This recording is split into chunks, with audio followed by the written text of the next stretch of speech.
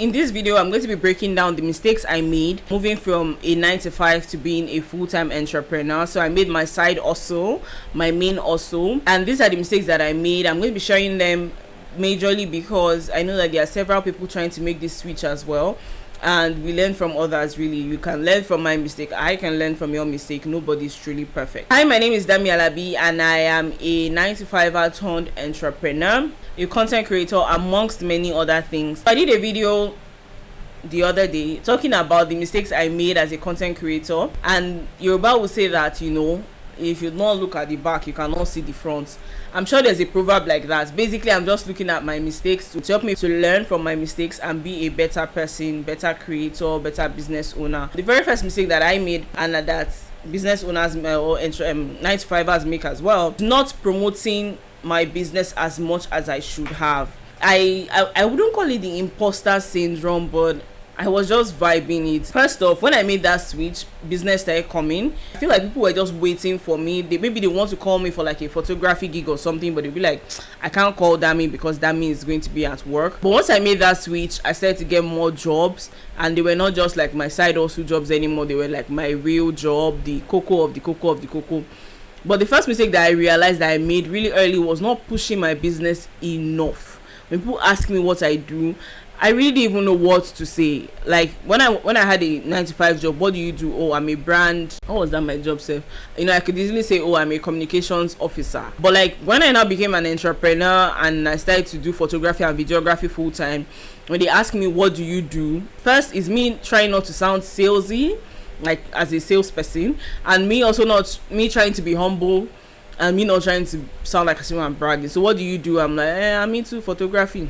When you say I'm into photography or I'm like a photographer, there's that, oh, okay, better job will come, that kind of vibe. Not being confident enough to say, this is what I do. This is why you should call me to create content for your business. I wasn't pushing my business enough. I wasn't promoting myself enough. My WhatsApp story, my Instagram story that I should be using to promote business, I'll be using to post meme. God is good. Business was still coming, but I really wish I had pushed it a lot more. And in the early stages, you can do so much in the early stage. So I just wish I pushed my business more. So that's the first mistake that I made as a 9 to 5 turned entrepreneur. Now the second mistake I made, not signing contracts with my clients or with my customers. This is very tricky. Now as a photographer, people usually just say, oh, Damie, I want to take pictures for my business, or oh, Damie, I want to take pictures for my mom's 50th birthday. I need you to come around. Last year I started signing contracts with my customers and my clients because I realized that there was a lot of miscommunication and misunderstanding. At first I was like, do Nigerians sign contracts? Why should I create a contract for someone to just hire me to do a photo shoot for them? But trust me, if you are in the service industry, you need contracts. Like, contracts will save your life. Contracts, I cannot explain how amazing having a contract is. You feel like they will not sign. They will sign it. If you tell them that I'm not going to go further with this business if you don't sign this contract, they would sign it. So usually for me, my contract states the date of your event, the venue, cost of my service, how much I'm collecting upfront, when I'm collecting the balance, what you are receiving in detail. Like if I'm going to be giving you a photo album or if I'm going to be giving you a photo album or a photo book, I would state it. You will receive a 40-page photo album. You receive 200 plus edited photos on watermarked, or you receive 100 edited photos with watermark. Watermark can be removed on request. You will receive a 12 by 16 frame. You will receive a 2 feet by 7 feet frame. Do you understand? Like, I always state out clearly what you are receiving. I state out clearly what I am doing for you. Client is expected to provide hotel for photographer. And one of the things that led me to this is I would have a conversation, maybe like a Zoom meeting, and then on the said day you're not telling me to sleep in the same room with your 6 other bridesmaids. No, we already had a conversation that you provide hotel room, and I say, okay, this is hotel room. It's not hotel room. I'm not sleeping in the same room with 20 other people. Signing contract has saved my life, because every time once we finish like a meeting, I sit down, everything I've told you over phone, I reiterate it via text message or via WhatsApp or via email, so that when wahala comes, we refer to the messages that we sent to each other back and forth. Because trust me, phone conversation is not reliable, because people change their mind and they will let you take the blame for it. So not signing contracts was one huge mistake that I made when I first started out my business. But now, anything we're doing or signing contracts, if you're not signing that contract, I'm not working with you. Sorry. The third mistake I made was thinking that my family and friends are my customers. They are not my customers. They are not my target market. Now, I'm not going to take away from the fact that my family and friends have helped me a lot when I first started. They helped me. I got some customers from some friends and some families. I got some businesses from friends and families. But like, thinking that your whole customer base or your whole client base will be around these people, there's a problem thinking that way. Like, a huge problem, because they are not your customers. They are not your market. They are there to help you, but you cannot run a business that will go into stock market with just your friends and family. In my business, or in any business, there's no family and friend discount. I'm sorry. This would cause trouble, because I find that some of the people that have given me the most stress are the people that I know, like, closely. Like, they will say, they are close to you like Kishon. It's usually a struggle where you bill a family, say 10 naira, right? And then they now say, I'm your family now, why are you charging me kineko? I will pay you 5 naira. You now say, okay, pay the 5 naira. Then they now pay you 2 naira deposit, right? And then you're now waiting for the balance, and that balance is taking forever. Those kind of behaviors, or that behavior, would ruin your business if you don't know. Thinking that, I would give you family and friend discount so that you can, it will spoil market for you, to spoil your business.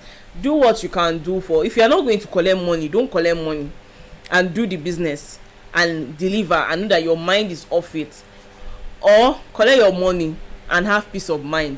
No wahala. Because one thing I've also come to realize is the people that would, and this is not, I don't have family that used to owe me money. Before somebody will go and say, I'm talking to you, I don't have family that used to owe me money. You realize that the people that cannot pay you 5 naira would go to somebody bigger. Because everybody has somebody that is bigger than them in the industry, right? They will go to somebody bigger and pay that person 15 naira, but they will not pay you 5 naira. Yoruba will say arifin, or my English people will say it's see finish. They've seen you and they're like, it's not this person that I know when this person bought camera. It's not you that I know when you went to go and learn hairdressing. Why will I not pay you 15k for braids? Like, is it not 5k that they are doing braids in town? They will not pay you the money. So avoid see finish with friends and family, because if I start to talk, if you can avoid giving family and friends discounts, because even some people will now try to outsmart you. Maybe it's like Baja that wants to do the business. They will now tell your cousin that your cousin should say that they are the ones that want to do it. You now give your cousin discounts, right? Then your cousin will now tell them that this is the amount. And then as long as they continue to bring more people, because one person paid 5 naira, they will now tell the other 30 people that it's 5 naira that you should pay, it's 5 naira that you should pay. Meanwhile, you only gave that person discount for 5 naira. Your original price is 10 naira. So family and friends, first, be very careful when giving out family and friends discounts. Secondly, family and friends are not they are not like your markets. If you don't know who your market is or who your audience is, then you're not ready to do business, honestly. Now, the next mistake I made was not doing proper market research or market survey. Like I said, it was my side also. So I just used to take pictures for people as a hobby. After church service, I'll take pictures for my friends in church.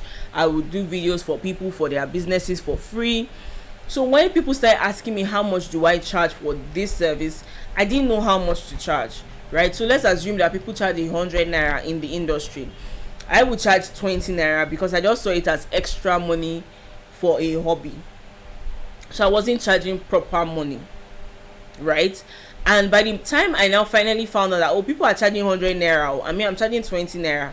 Okay, instead of taking it up to 100 naira, let me charge 70 naira. The people that I was charging 20 naira, they will say, why will I pay 70 naira? I remember a customer told me to my face that, that's the greatest insult that anybody can give you. So not doing proper market research and proper market survey on what exactly is, what are people charging in the market. I remember this one, I remember vividly now. That client is in Canada. I charged 6 videos. This was in 2017, I believe. 6 1-minute videos, 7 1-minute videos. I collected 15,000 naira. Hey, I cringe. 15,000 naira for 7 1-minute videos. And on top of that, this person still made me feel like shit.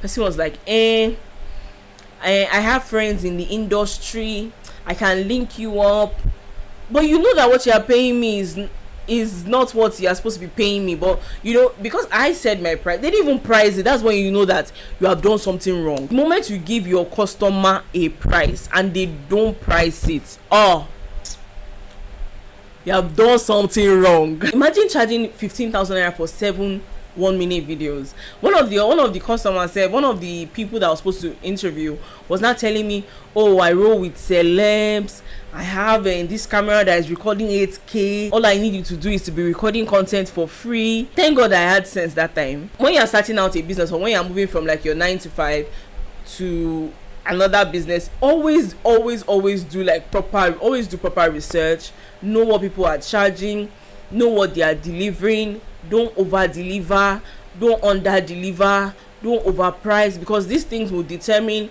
how much you grow as a business person. Like, I can't overemphasize. Like, sometimes when I look at the prices I charged for things in the past, I cringe because even now I cannot even collect 15,000 naira for 1-minute video. Now, the 5th mistake that I made when I was moving from, you know, being in the corporate world to being a full-time entrepreneur was not separating my finances.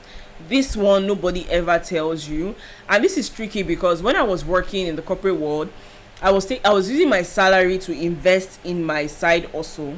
Let's say I get paid 100 naira, I would take about 40 naira to go to the market and acquire light, or buy like a backdrop stand, or buy a new reflector, or buy a strobe. So like it was my personal money that I used to grow my business. But the moment I now became a full-time entrepreneur, I was spending business money. I was spending business money like as though it were mine. This reminds me of a Bible verse: call for things that are not as though they were. Amen. So I was spending the money like as if it was my own money, but it was actually business money. And I wish I had separated my finances early enough. You know, I wish I had a corporate bank account and my personal bank account. You know, I wish I was paying myself a salary so I can properly know if I'm actually making profits or if I'm making loss. And last year I actually opened my corporate bank account, but I opened it with a very shitty bank. I'm going to close that account. I don't know anything about taxes. I feel like a lot of people don't even know about, because most times when you're working in a 9 to 5, your company pays your taxes, so you don't have any business paying tax. But like when you start working for yourself, you now have to start thinking of tax. Like, what is that? What is tax? And then you're now, what is oh my god, I don't want to go into it. I cannot wait to have like an accountant deal with my books, because I'm not about that life. I'm going to do a video actually on 9 to 5 versus being an entrepreneur, some of the things that I've seen, because what's my business with? I didn't want that. As I'm talking about it, is giving me headache. What my business with tax? What is that? So I wish earlier on I had already known about finances in business, you know, how to separate your finances. But as we don't know about it, we learn on the job. I have 5 mistakes that I made when I was moving from being in the corporate world to being an entrepreneur. And one thing about being an entrepreneur is that it is a constant learning curve. You never get it off the bat. Like, you're always learning. There's always something new. You always, like, when I do the 95 versus entrepreneurship video, you understand what I'm talking about a little more. That's all for this video. If you are a 9 to 5er looking to move into the entrepreneurship world, I hope you learned something and I hope you can avoid these mistakes. If you are a business owner, let me know if you've ever made any of these mistakes. or any mistake that you feel like you any mistake that you made as a budding entrepreneur, drop it down in the comment section. Let's learn from each other. Like this video if you liked it, if you enjoyed it, or if you learned something new. Subscribe to the channel if you are more into this type of content and vibe. If you find this content relatable, please share with a friend. Thank you so much for watching this video. I really do appreciate it. I do not in any way take it for granted. And yeah, I'll see you guys in my next video. Bye.